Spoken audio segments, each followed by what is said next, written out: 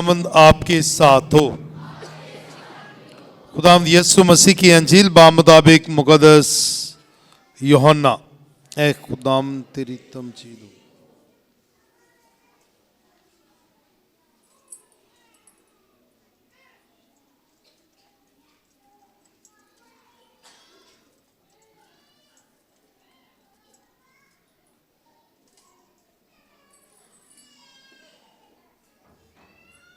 उसके पहले बाब की पहली 18 आयत। इब्तिदा में कलमा था और कलमा खुदा के साथ था और कलमा खुदा था।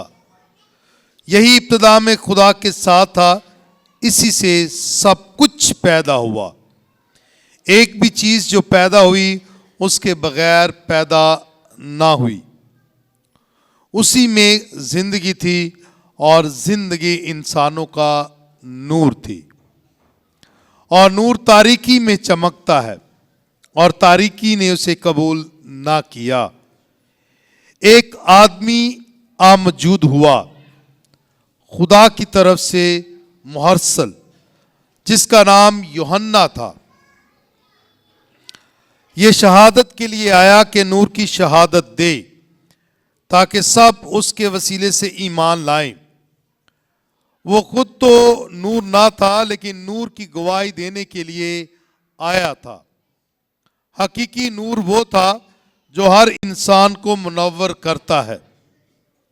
जो दुनिया में आता है वो दुनिया में था और दुनिया उसी से पैदा हुई और दुनिया ने उसे ना पहचाना। वो अपनी मिल्क में आया और उसके अपनों ने उसे कबूल ना किया, लेकिन जितनों ने उसे कबूल किया उसने उन्हें इक़्तिदार बख्शा कि खुदा के फर्जंद बने, यानी उन्हें जो उसके नाम पर ईमान लाते हैं। वो खून से नहीं, न जिस्म की ख्वाहिश से, न आदमी के इरादे से, बल्कि खुदा से पैदा हुए।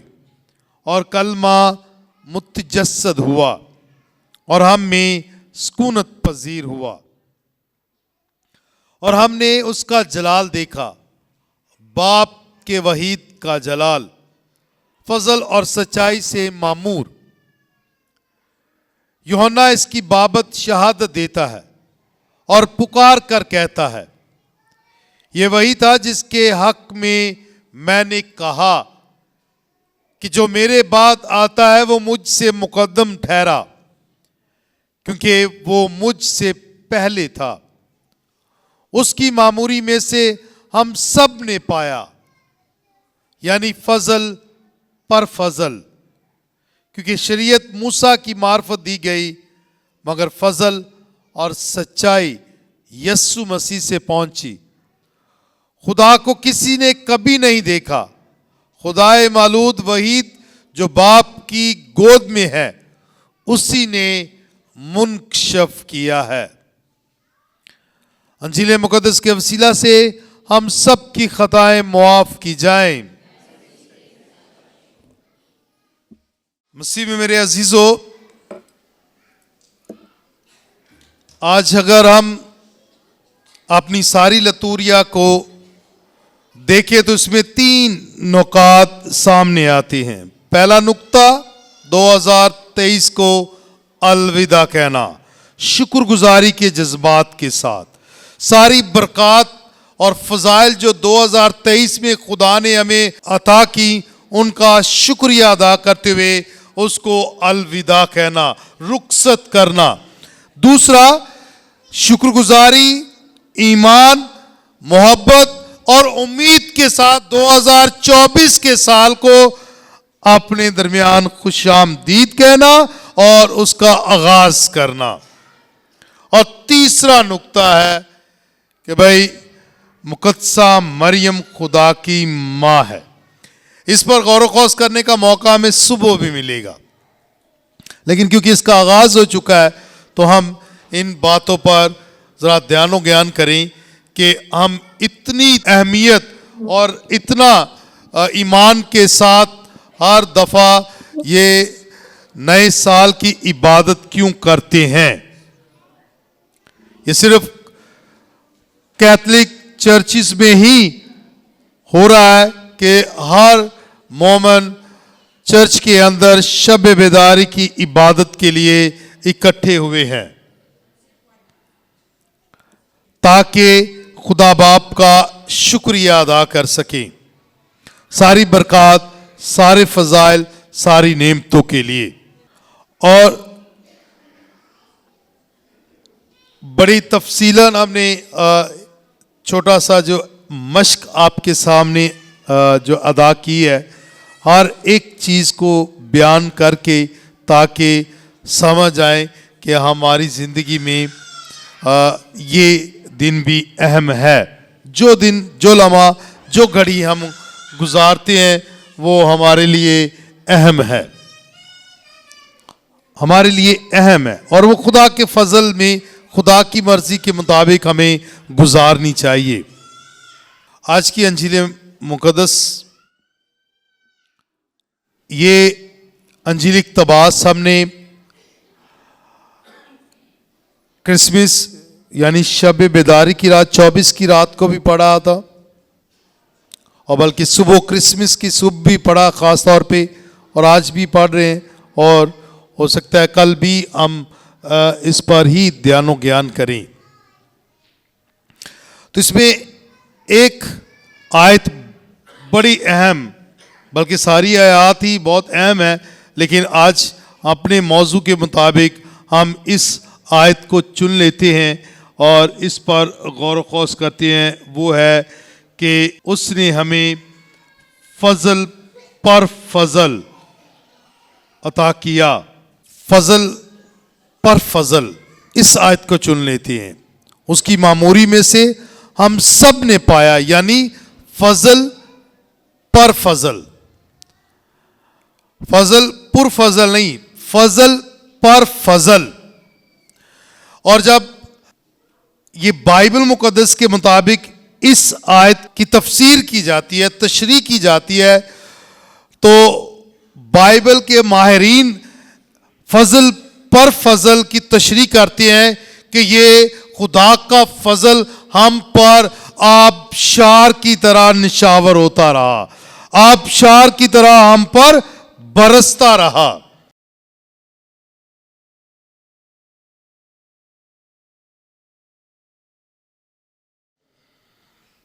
आबशार की तरह, वो चरनी में आबशार बनाएंगे ही है, क्योंकि वो पानी सर्कल होता है, मोटर के जरिए से पानी ऊपर जाता है और नीचे आता है। ये आबशार है, नॉन स्टॉप लगातार पानी जो है वो सर्कल होता रहता है। लेकिन जब हम नेचुरल आबशार की बात करेंगे तो वो पानी जो पहाड़ों से निकलता है वो नीचे गिरता है पहाड़ से, तो वो आबशार की तरह चलता रहता है, रुकता नहीं, थमता नहीं, और पानी लौटकर दोबारा वापस भी नहीं जाता, बल्कि नया फ्रेश ताज़ा पानी जो है वो उस आबशार से जो है वो गिरता रहता है।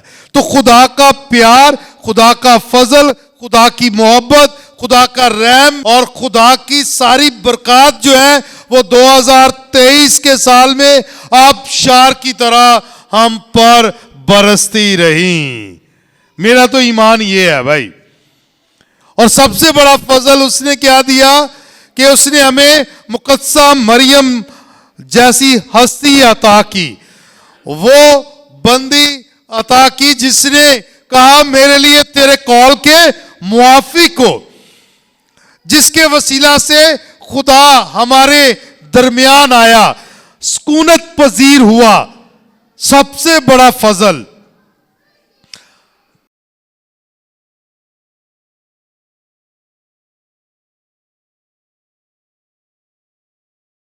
सबसे बड़ा फजल जो है वो मुकद्दसा मरियम के जरिए हम तक पहुंचा।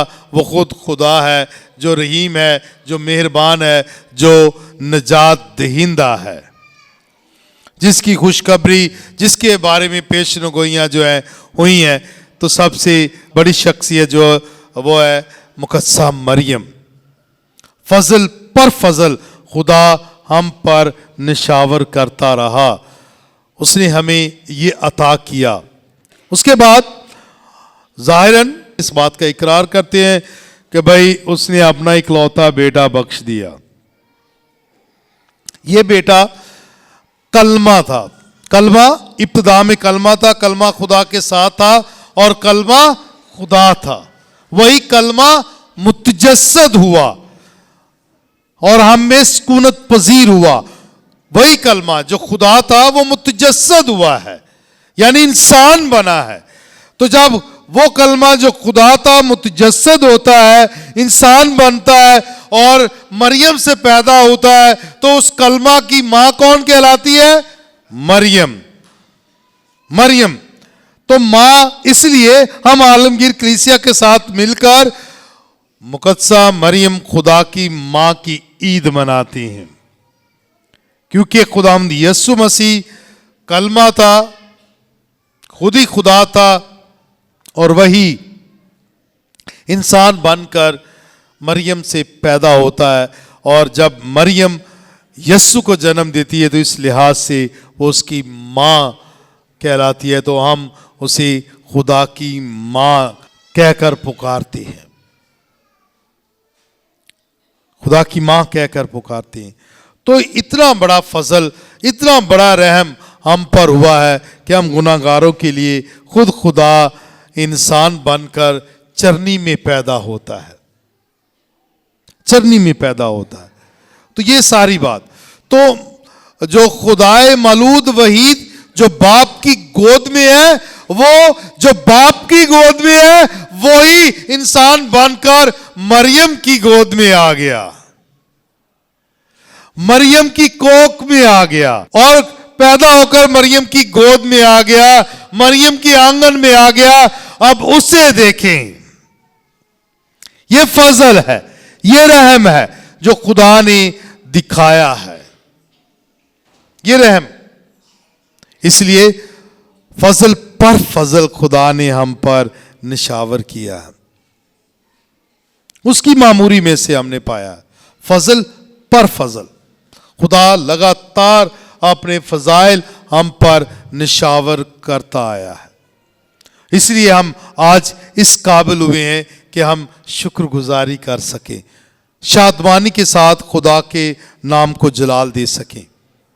मसीह में मेरे अजीजों, खुदा बहुत रहीम है, मेहरबान है, वो हर वक्त हमारे साथ साथ रहता है और हम पर अपने दस्ते कादर को बढ़ाए रखता है। 2023 जैसे गुजर गया सो गुजर गया, उसमें जितनी अच्छाइयां, जितनी फजाइल और रहमतें हमें मिली हैं उसका शुक्रिया अदा करना चाहिए। अब 2024 को मैंने कैसे गुजारना है? अगर मैं 2023 में कहीं कमजोर पड़ा हूं, कहीं मैंने लापरवाही की है, दुआ में मैं साबित कदम ना रहा, पाक कलाम को पढ़ने में मैं बाकायदगी के साथ उसका मुतालिया ना करता रहा और ईमान के साथ उस पर अमल ना करता रहा और दीगर अपने हमसाए और अपनी खानदानी और कलीसियाई जिम्मेदारियों को पूरा ना किया, उनके लिए आप खुदा से माफी मांगे और 2024 को इस उम्मीद के साथ, इस ईमान के साथ शुरू करें कि मैं इस साल को भरपूरी, मामूरी और ईमानदारी और अकीदत और ज्यादा वफादारी के साथ गुजारूंगा।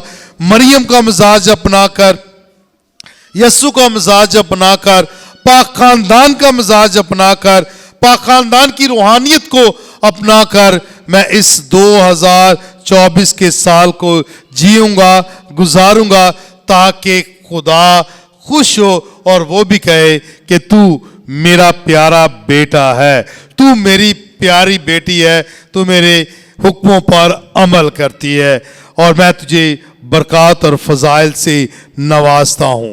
वो तो हमें अपनी बरकत और फजाइल से नवाजना चाहता है। क्या मैं उन फजाइल को हासिल करने के लिए तैयार हूं कि नहीं? छोटी सी तमसील ले लेते हैं।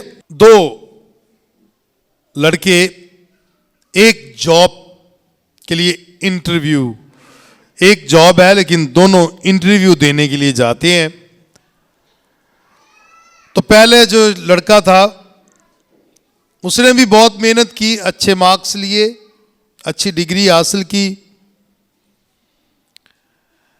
और उसके बाद एक और लड़का आया और उस लड़के को महसूस हुआ कि ये मुझसे ज़्यादा टैलेंटेड लग रहा है, तो ऐसे है कि हो सकता है कि ये जॉब इसको जो है मिल जाए, मुझे ना मिले। तो उसने उस जॉब को हासिल करने के लिए सोचा कि कैसे मैं इसको भगा सकता हूँ। तो किसी को बाहर फ़ोन करके कहा इसको आके बताओ कि तुम्हारे अब्बू का एक्सीडेंट हो गया है, और उसने आकर बताया तो वो लड़का परेशान होकर चला जाता है, भाग जाता है कि मेरे अब्बू का एक्सीडेंट हो गया है। कुछ साल गुजरने के बाद जब वो खुदा के रूबरू होता है, फौत होकर खुदा के पास जाता है, तो खुदा ने कहा कि तूने कुछ अच्छा नहीं किया। वो बड़ा जस्टिफाई करता है, मैंने बहुत अच्छा किया, मैं ये भी करता रहा, वो भी करता, खुदा ने सब माफ़ कर दी। लेकिन बाद में जब उसको रियलाइज़ हुआ कि भी खुदा ने तो माफ़ कर दिया लेकिन कुछ अभी कमी महसूस हो रही है, फिर उसे ये अपनी गलती का एहसास होता है कि मैंने वो गुनाह किया था, उस लड़के को झूठ बोलकर ऑफिस से निकाल दिया ताकि मैं जॉब हासिल कर सकूं। तो उसने कहा क्या कर, खुदा ने कहा आप क्या चाहते हो? कहता मैं उससे माफ़ी मांगना चाहता हूँ। चलें, खुदा तो कुछ भी कर सकता है। उसने कहा चलो ठीक है, मैं तुम्हारी बात करवाता हूँ। उसने उसे फ़ोन किया उस लड़के को कि भाई आपको याद है जब हम इंटरव्यू के लिए आए थे तो उस वक्त मैंने तुम्हें ऐसे झूठी खबर देकर कि तुम्हारे अब्बू का एक्सीडेंट हुआ है तो वहाँ से निकाल दिया ताकि मैं जॉब हासिल कर सकूं। तो उस लड़के ने उसे कहा कि भाई परेशान ना हो, कोई बात नहीं, बल्कि मैं तुम्हारा शुक्रगुजार हूं, मैं तुम्हारा शुक्रगुजार हूं कि तूने मुझे वहां से निकाला और मुझे आज इतनी अच्छी जॉब मिली है कि मैं अमेरिका में एक बड़ी कंपनी में काम कर रहा हूं और मेरे पास गाड़ी बंगला सब कुछ है। अगर वो मैं जॉब हासिल करता जिसके लिए तूने झूठ बोला था तो शायद मैं कभी तरक्की ना करता, कभी तरक्की ना करता, बल्कि मैं शुक्रगुजार हूं। तब वो पछताया। फिर खुदा ने उसे कहा कि मैंने तेरे लिए तो वो नौकरी रखी थी लेकिन तू लालच में पड़ के इसी छोटी नौकरी के पीछे पड़ा रहा और झूठ बोलकर उसको भेजा, तो जब तूने उसे वहां से निकाला तो वो फिर जॉब मैंने उसको दे दी जो सबसे अच्छी थी। तो खुदा ने जो कुछ हमारे लिए रखा है वो सबसे अच्छा, सबसे मुफीद, सबसे बेहतर है, और जो हम चुनते हैं उसमें कोई फजल, कोई बरकत नहीं। तो चुनाव खुदा का अच्छा है और फजल खुदा का अच्छा है। जो तोहाइफ खुदा देना चाहता है वो हम उस पर हमें पूरी उम्मीद रहना चाहिए और ईमान और मोहब्बत के साथ उसे कबूल करना चाहिए, क्योंकि वो जानता है कि हमें क्या दरकार है। तो आए पूरे ईमान और ईमानदारी के साथ खुदा के फजाइल हासिल करें और खुदा के नाम को जलाल दें।